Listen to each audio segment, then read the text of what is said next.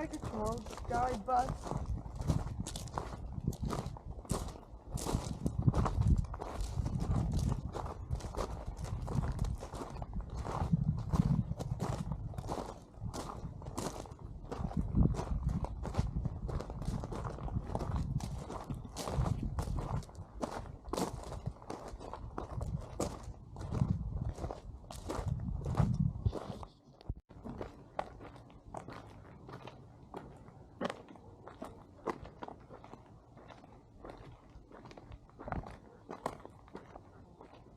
A lot of hoses. Yeah.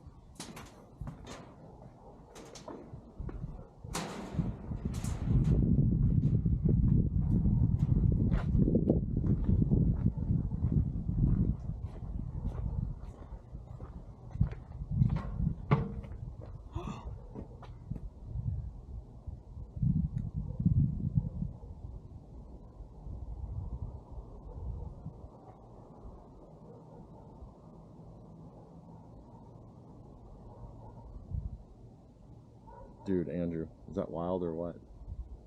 No.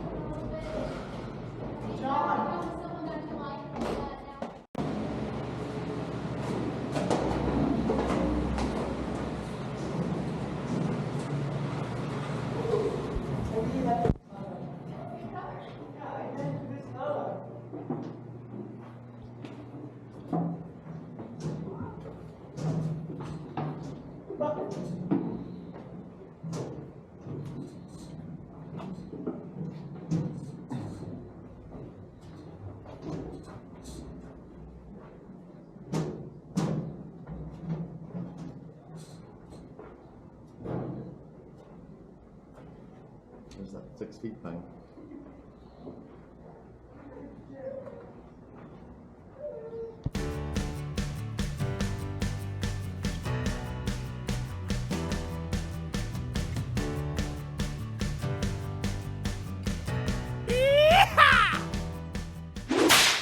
Missile Combat Crew Commander. Of course, sitting right over here. Welcome, deputies. Now, Commander here is nominally in charge of every single thing in the silo. All of the people, all of the equipment, the missile, and the mission. It's a lot of responsibility. You think you can handle it? All right, that's what I like own to my hear. own business. I make $100 a product. Right, nice. All right, you got this. So that might sound like a lot of work, but don't worry because Commander gets to do a lot of delegating, and they're going to delegate to none other than their deputy. Now, deputy is themselves a commander in training, so one day they'll be in the big chair. But for right now, they're also our communications officer and our safety officer. Now, as communications, they're responsible for all that radio equipment there behind them. That's 4 different systems over 7 antennas. And as our safety officer, they're responsible for knowing the whereabouts of every single person in the silo at any given moment. So that way, if there's an emergency, they can bring everyone back to safety. Think you can handle that? Sure. Alright, we got our 2 officers. They're going to do a wonderful job for us today. So, let's talk about our enlisted guys. And I do say guys because for the majority of the time that this was an active program, it was the boys' club down here. Yeah, boys. I'm gonna get some really smelly. No deodorant. So this was a combat position. Combat positions at that time were not open to women. But that all changed in 1978 when an act of Congress was passed and actually opened up combat positions to women for the very first time. In fact, this was the first of those positions to even be offered to women in the entire U.S. military. So I guess we should say our enlisted people. Our first one is our BMAT. That's our Ballistic Missile Analyst Technician. They're the expert on the missile itself. They know everything that there is to know about it. When they're at work, they're going to monitor the missile with this equipment right here. Now, if something goes wrong, it's up to them to figure out A, what went wrong, and B, how to fix it. And either they fix it themselves, or they'll bring in someone who can. Last but not least is our MFT, our Missiles Facilities Technician. They're the expert on everything else in the silo, and they monitor those systems with this equipment right over here. Some of those systems are going to include the cooling, the electronics, the lights, and the plumbing. So those are our crew's official duties. Let's talk about what they actually did with their time. Now, as soon as you start your alert, you have to complete an inspection of the entire silo from top to bottom. Every door, every light, every gauge, every switch, and all has to be checked to make sure that it's in proper working condition. In total, that's going to take you and your crew about 3 hours. And then 12 hours later, halfway through the shift, you're going to do it all again, just in case something's broken in the meantime. So that's 6 hours out of your day. Each crew member also gets about 4 hours of a break that they can take upstairs. So while you're up there, you could get in a nap, grab a bite to eat, read a book, maybe study for college. Or if it was late 70s, early 80s, you might even get in a game on your Atari. Rest of the crew's time would have been spent right here in the control center, monitoring the missile, monitoring incoming communications, filling out reports and logs, and just generally doing the work that needed to be done around the silo. Now, I've been told by some of the folks who actually work down here that these shifts usually ended up becoming long stretches of boredom, punctuated by moments of sheer terror. And that those moments tended to be whenever an official message came over the radios, because those all came in code. So they all sounded pretty much the same, regardless if it was a little thing like a weather update or a big deal like a launch order. Strike. He's going to take his nuclear code, send those off to the Pentagon. Pentagon will verify the orders before they alert Strategic Air Command headquarters in Omaha, Nebraska. Headquarters will also verify just in case before they alert everyone else on the mission. That includes the ICBM silos like this one, our bomber bases, and the nuclear submarines stationed all around the globe. This whole process, from the time the president makes his decision until it's going to reach our crew, takes about 20 to 25 minutes. But it only takes 30 to 35 minutes for a missile of this size to travel from the Soviet Union to the United States. So by the time the crew hears anything about it, they might have just 5 to 10 minutes to react. And the very first thing our crew is going to hear about this situation is going to sound something like this.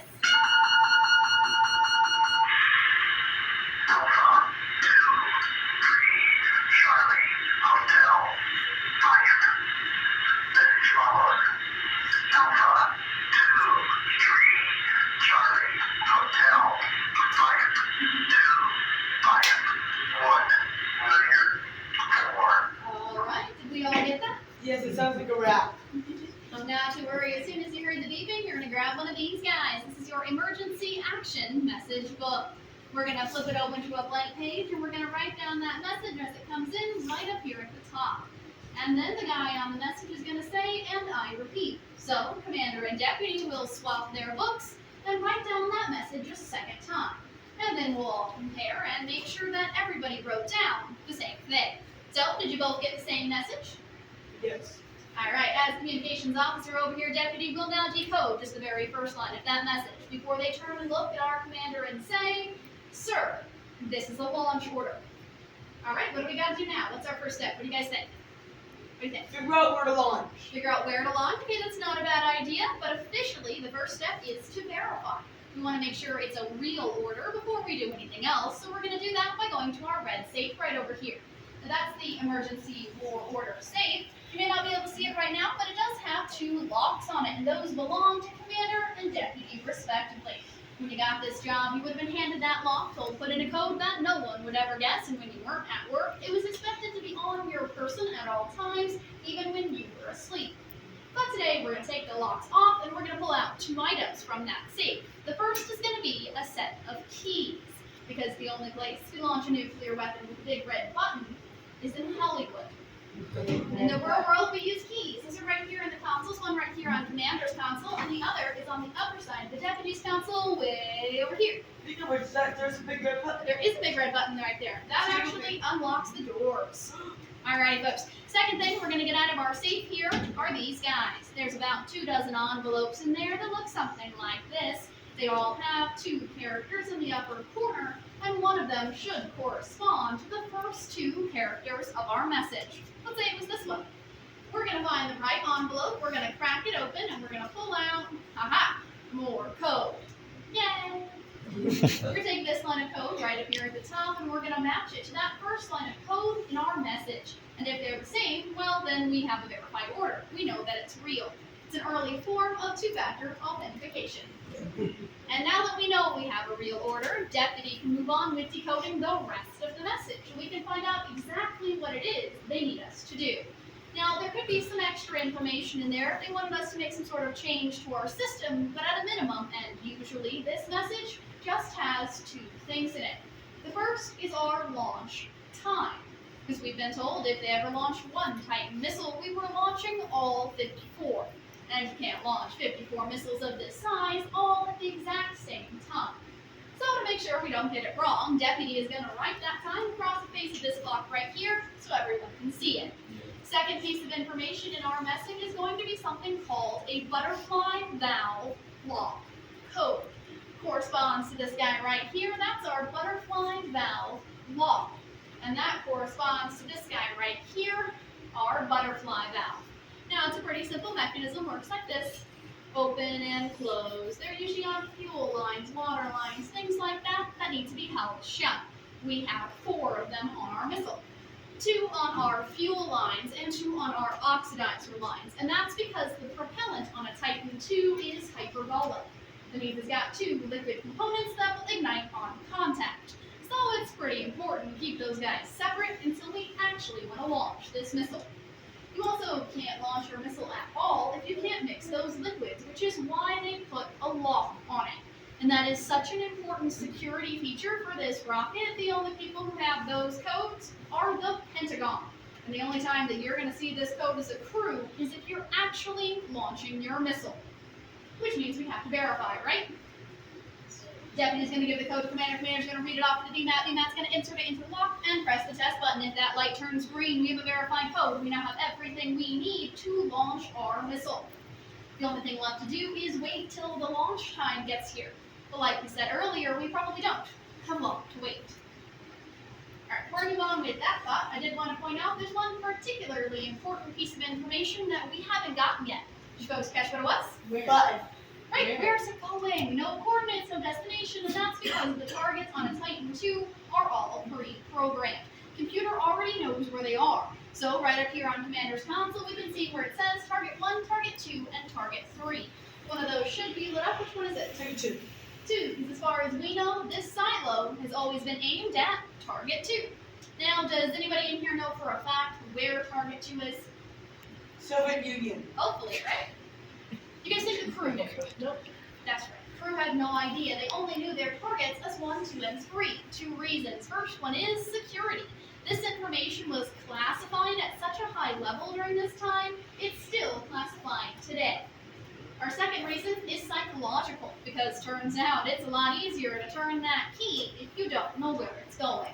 so we kept it from the crews. Now, of course, if you have orders, you can change it from 2 to 3 or 3 to 1 or whatever, but you're still not going to actually know where it's going, and that was probably for the best.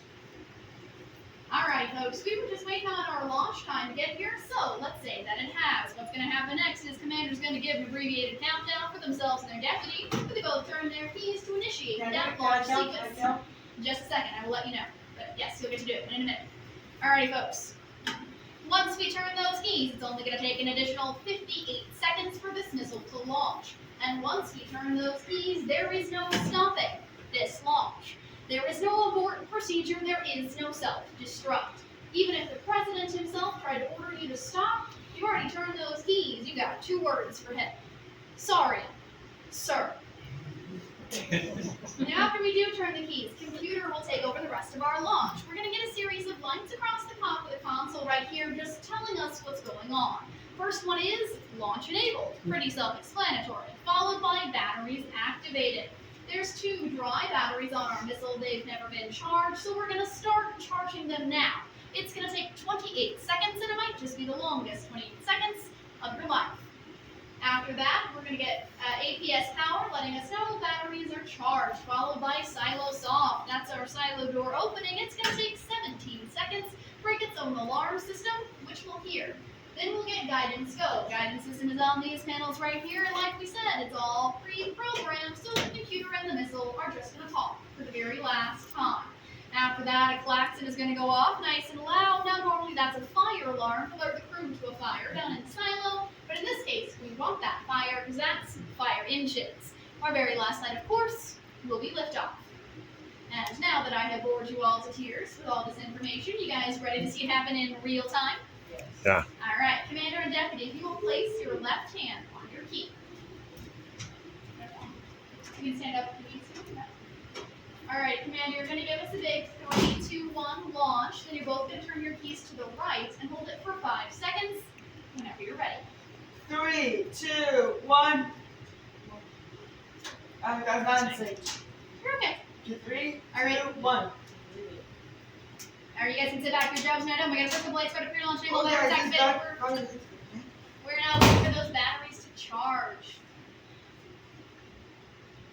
Cue the Jeopardy theme. I love Jeopardy. Oh, yeah. I never took away eyes on it. I need this.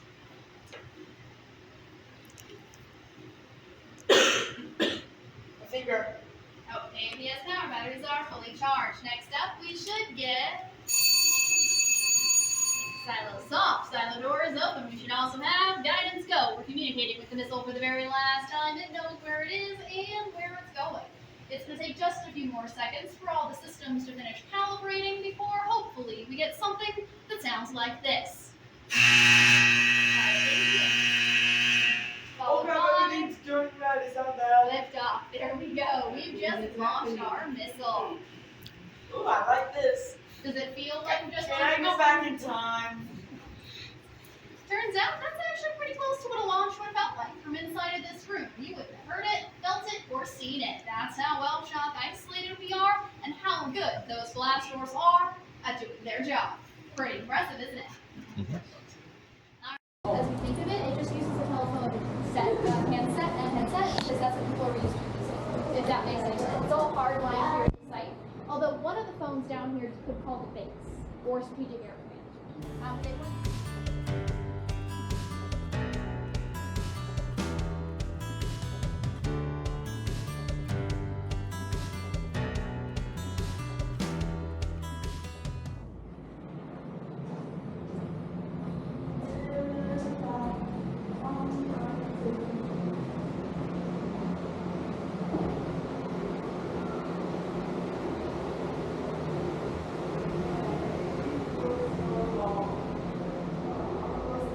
Dad, this makes me feel so tall.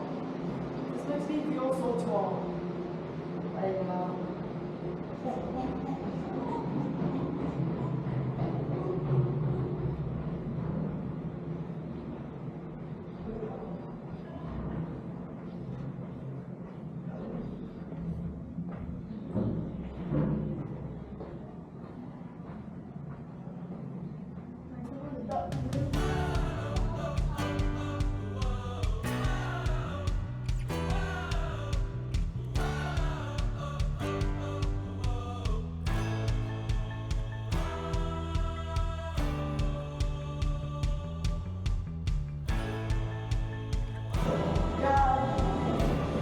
Yeah. He's coming in.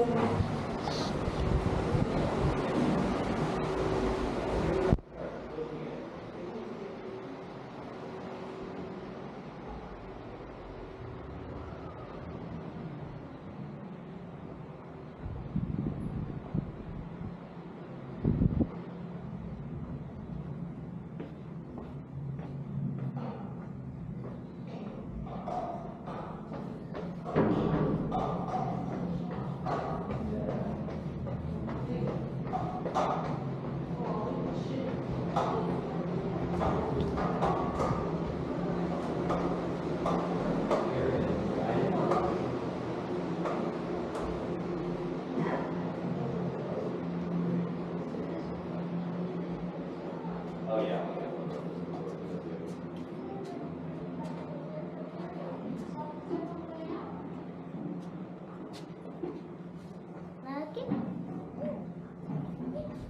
This is insane. Alright, folks, watch your step on the way up. 5 stars. I do towards. Thank you. Throw in some applesauce.